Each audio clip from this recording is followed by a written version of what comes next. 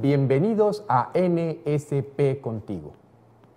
El día de hoy vamos a hablar de un tema importante, el equilibrio químico. Para estar saludables, necesitamos que muchos componentes que conforman el organismo humano se encuentren en balance, se encuentren en equilibrio. Y uno de esos equilibrios estaría dado entre las sustancias que producen acidificación y las sustancias que producen alcalinización. Es por eso que hablar de equilibrio ácido-alcalino es fundamental si queremos hablar de salud.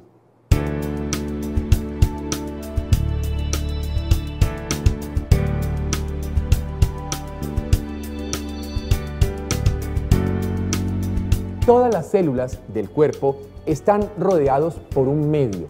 Se le conoce como la matrix extracelular. Y ese medio debe tener una condición química particular, debe tener un equilibrio adecuado entre ácidos y alcalinos si queremos que esa célula se encuentre sana. Se sabe que las células funcionan mejor cuando en conjunto poseen un pH, es decir, el balance de ácidos y alcalinos, de 7:39, es decir, que nos encontremos ligeramente alcalinos. ¿Y esto por qué? Porque la propia célula, ella misma, fabrica permanentemente ácidos. Todos los desechos metabólicos, todas las basuras metabólicas de la célula producen acidificación. Por esa razón, el organismo elimina los ácidos a través del riñón y a través del pulmón. Pero si hay demasiados ácidos en el cuerpo, se dificulta su eliminación y se puede ir entonces produciendo una acumulación de ácidos. Eso lleva a lo que conocemos como acidificación. Sería importante que entonces entendiéramos por qué, si el organismo está diseñado para mantener el equilibrio entre ácido y alcalino, se está acidificando. Es que existen inductores de la acidosis. Por ejemplo, los malos hábitos de vida, la toxicidad ambiental, el estrés emocional, así como la dieta inadecuada, son factores que en el mundo moderno estén haciendo que muchas personas, que incluso usted en este momento tenga su organismo acidificado. Y si su organismo está acidificado, posiblemente hay riesgo de enfermedad. Así entonces, entendemos que la calidad y la composición de la dieta es un factor determinante para estar saludable o enfermo. Sabemos que la dieta está conformada por proteínas, grasas y carbohidratos. Cuando estas proteínas, grasas y carbohidratos se metabolizan, producen ácidos en el cuerpo. Así entonces, las proteínas producen ácido sulfúrico y ácido fosfórico. Los carbohidratos y las grasas producen ácido acético y producen ácido láctico. O sea que aquí entendemos que no solamente la célula en su propio metabolismo está produciendo desechos ácidos, sino que cuando comemos los alimentos y los metabolizamos, quedan residuos ácidos que deben ser neutralizados y eliminados. Efectivamente, es necesario neutralizar los residuos ácidos mediante compuestos minerales para evitar de esta manera el daño a los riñones y a la pared del intestino. Aquí entonces nos damos cuenta de que el papel de los minerales es fundamental. Los minerales se van a unir con los ácidos, produciendo compuestos neutros que se eliminan sin hacer daño al riñón o al intestino. La familia de compuestos minerales que neutralizan los ácidos se les conocen como las sales carbónicas. Esas sales carbónicas contienen sodio, calcio, potasio, magnesio. Son sales minerales determinantes para mantener este equilibrio. Las sales carbónicas ligan los ácidos formando ácido carbónico, el cual se elimina fácilmente por medio de los pulmones. Así entonces entendemos que la función del pulmón va a ser clave. Y cada vez que eliminamos, cada vez que exhalamos aire, podremos estar botando este ácido carbónico que permite entonces eliminar factores ácidos. Si nuestra dieta entonces es rica en sales carbónicas alcalinizantes, podremos estar permanentemente neutralizando ácidos. Por lo contrario, si nuestra dieta es pobre en sales carbónicas alcalinizantes, robaremos minerales alcalinos de la reserva corporal y estaremos entonces robándole minerales a los huesos, robándole minerales a los dientes, al pelo, a las uñas, etc. Nos preguntamos entonces, ¿será que acaso la epidemia de osteoporosis del mundo moderno tiene que ver con esto? ¿Con la alimentación deficiente en factores minerales alcalinizantes? La neutralización de los ácidos implica pues la reducción de la reserva mineral de alcalinos a nivel de la sangre y a nivel del líquido extracelular. Y si hablamos de pH y salud, sabremos que la tendencia a la acidosis es mucho más corriente, ya que más de la mitad de la población padece algún grado de acidosis. Y como veremos, muchas enfermedades se deben al exceso de ácido.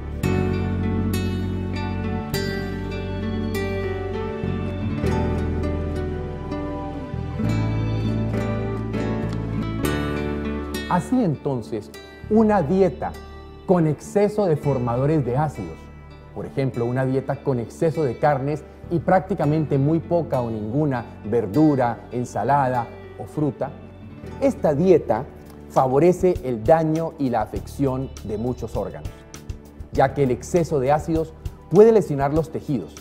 Las inflamaciones, sabemos, solo ocurren en medio ácido.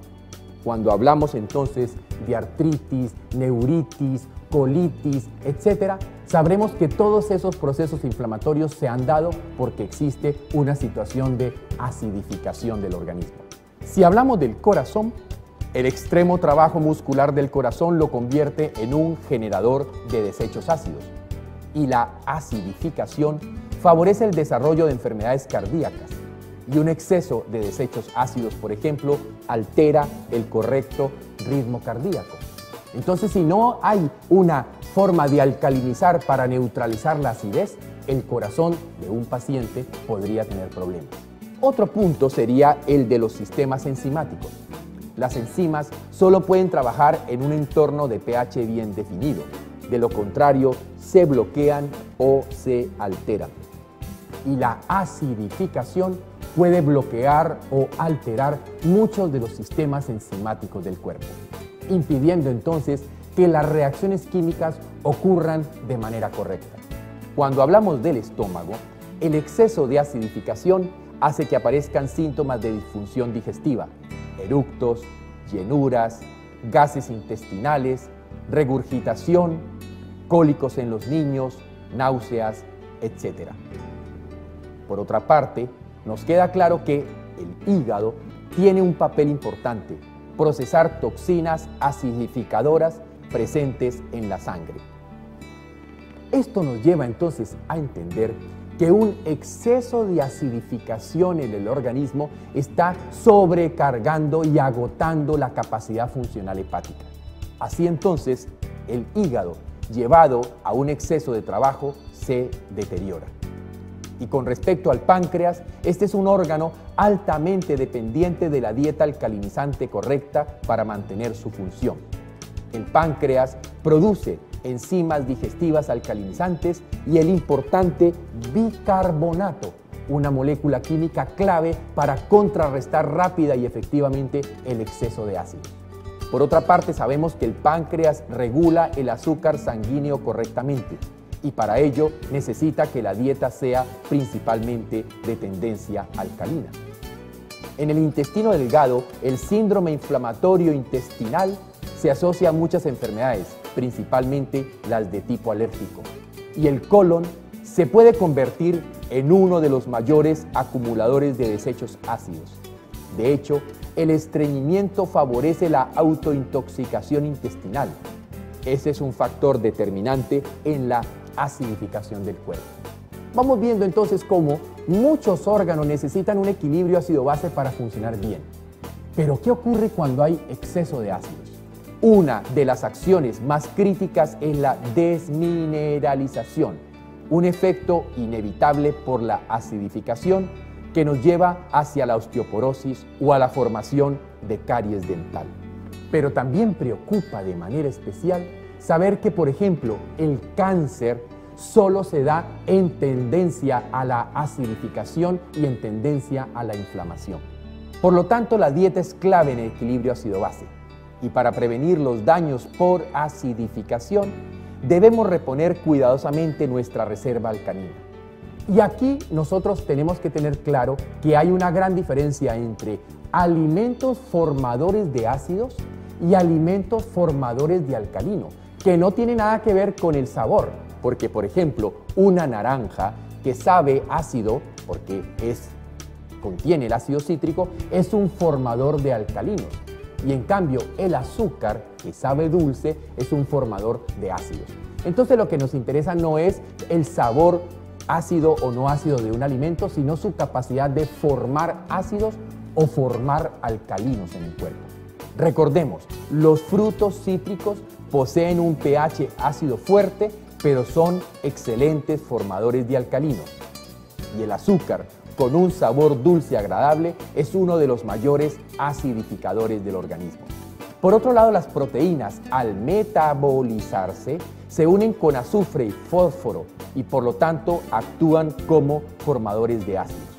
Todo esto nos lleva a entender que es clave para la reserva alcalina frutas, verduras y vegetales. La reserva alcalina es como un banco de elementos alcalinizantes utilizables en cualquier momento para neutralizar ácidos formados en el cuerpo. Así, para mantener la reserva alcalina se recomienda la regla 70-30 en la dieta, es decir, 70% alimentos formadores de alcalinos y 30% alimentos formadores de ácidos. La gran mayoría de las dietas sanas y los principales métodos nutricionales se ajustan a esta regla. Así entonces, cuando miremos el plato que vamos a consumir, la cantidad de ensalada, la cantidad de verdura debe ser mucho más grande que la cantidad de carne para lograr mantener 70% de alcalinizadores, 30% de acidificantes. Eso es fundamental para mantener la salud del organismo. Debemos entonces balancear nuestra dieta a esta regla 70-30. Así, evitamos que la reserva alcalina se agote y prevenimos la enfermedad.